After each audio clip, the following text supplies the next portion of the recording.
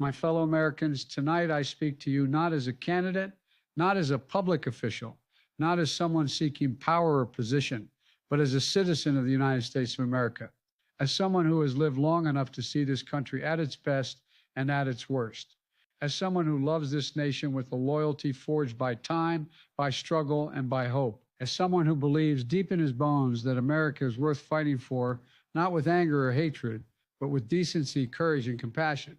We are standing right now at a crossroads, a moment of truth that will define who we are for a generation. And at the center of that moment is the way we treat immigrants, the way we talk about them, the way we see them, and the way we build or break their chances at the American dream. I've watched our immigration system for decades. I've seen the debates rise and fall. I've seen reforms come close and then collapse under the weight of politics. But I've never seen anything quite like what we witnessed in recent years. I watched as our national conversation around immigration was turned into a weapon, into a wedge meant to divide neighbor from neighbor, into a storyline built on fear, not fact. And yes, Donald Trump played a central role in that shift. He didn't just build physical walls, he built emotional walls, personal walls, walls made of suspicion, resentment, and hostility. He used terms like animals to describe human beings. He talked about invasions as though families seeking safety were hostile armies.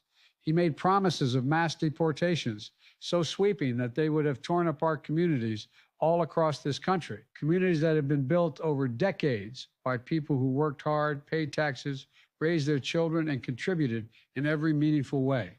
I remember watching those family separations, watching parents cry out for children they weren't allowed to hold, watching toddlers stand in front of judges alone, confused and terrified, watching America, our America, carry out acts that ran counter to our values, our traditions, and our humanity.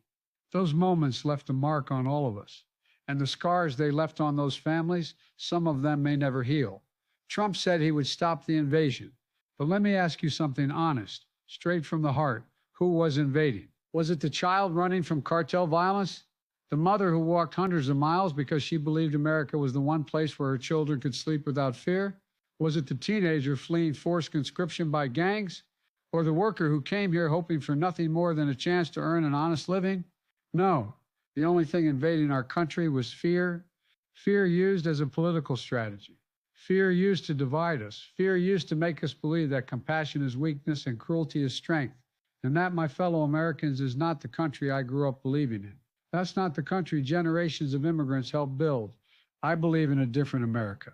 An America that is tough but fair, secure but compassionate. An America that understands that strength doesn't come from shutting the door. It comes from knowing when to open it. I believe in an America where families belong together, not separated by cruelty. I believe in a nation where the border is safe, but the values behind it remain humane. Now, let me be clear about something. Loving immigrants does not mean ignoring security. Wanting compassion does not mean wanting chaos. You can have a border that protects us and a system that respects the dignity of those who approach it. We can enforce the law without losing our soul. I've spent my life watching this country wrestle with hard questions, and immigration has always been one of them. It's not easy. It never has been. But what happened in the past few years wasn't a tough approach. It was a cruel one. It wasn't about solving problems. It was about creating enemies. It wasn't about protecting America. It was about dividing it. Families that had lived here for decades were told there was no place for them anymore. People who had spent years contributing to their communities were suddenly treated as disposable. We saw children sleeping on concrete floors, mothers taken away in the middle of the night, and entire communities living in fear. That's not law and order. That's not patriotism. That's not America. And as a citizen, as someone who has traveled this country from coast to coast, as someone who has listened to families, immigrant and non-immigrant alike, I can tell you this. America is at its best when it leads with hope, not fear. When it listens with an open heart, not a clenched fist. When it sees every human being as deserving of dignity. I know what some people say. They say compassion is weakness. They say kindness is naive. They say we have to choose between securing our border and welcoming people in need. But that choice is a false one. We can do both. We have done both. We must do both. Because the story of America is not a story of shutting doors. It's a story of opening them with purpose and principle. Now, I won't pretend the challenges at the border aren't real. They are. There are criminal cartels exploiting desperate families. There are bad actors who must be stopped. There are capacity issues, legal backlogs, and strained resources. But those challenges don't justify treating every migrant like a threat or every asylum seeker like a criminal. And yes, it means enforcing the law fairly and firmly. But above all, it means refusing to let cruelty define us. I've lived long enough to know something about this country. America is bigger than its fears, stronger than its divisions, better than its worst moments. Time and again, we faced moments like this, moments when we had to choose whether to shrink or rise. And every single time we rose. So I ask you again, what kind of country do we want to be? A country that sees immigrants as enemies, or as people seeking the same chance our own ancestors sought? A country that leads with fear, or one that leads with generosity and strength? I say we choose generosity. I say we choose strength. I say we choose America, not the America of fear and division, but the America of hope and possibility. Because at the end of the day, this isn't just about immigration. It's about who we are. It's about our soul. It's about the promise we've told the world for generations that America is a place where people can build a better life, where dignity matters, where justice matters, where humanity matters. That is the America I believe in. That is the America I've spent my life fighting for. And that is the America we must continue to strive toward together. Thank you. God bless you. And may God bless this country we all call home. My friends, let us never forget that almost every one of us carries an immigrant story in our blood. Irish fleeing famine, Italians escaping poverty, Jews running from pogroms, Vietnamese boat people, Cubans on rafts, Somalis, Syrians, Afghans, Ukrainians, wave after wave of tired, poor, and huddled masses who became the backbone of this nation. They didn't come to take, they came to give.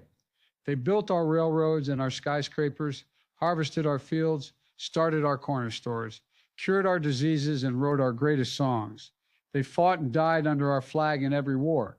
Their children became mayors, generals, astronauts, and presidents. That is the American miracle. When we harden our hearts against today's newcomers, we are not protecting America, we are forgetting America. We are spitting on the courage of our own grandparents, who were once called the same ugly names, faced the same closed doors, and heard the same cries of go back where you came from. Secure borders and generous hearts are not opposites, they are partners. The countries that figured this out are the ones that stay strong and prosperous.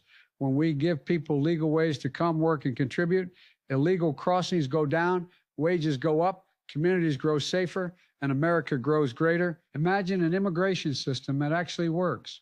Faster decisions on asylum, more judges, smarter technology, expanded work visas tied to labor needs, a dignified path to citizenship for those already here contributing for decades, and real consequences for those who truly break our laws. That is not open borders. That is ordered, humane progress. Imagine dreamers brought here as children, finally breathing free, no longer hiding in the shadows. Imagine farm workers who feed us, getting fair wages and legal status. Imagine refugees who stood with our soldiers abroad, being welcomed as the allies they proved to be. That vision is within our reach if we choose leadership over fear. They don't justify turning fear into a national identity. The real question before us is simple. What kind of nation do we want to be? Do we want to be a nation that answers fear with more fear, or one that answers fear with courage? Do we want to be a nation that tears families apart, or one that works to keep families together? Do we want to be a nation that builds walls out of fear, or bridges out of hope? I choose hope. I choose compassion. I choose the America that has always been a beacon to the world, not a fortress against it.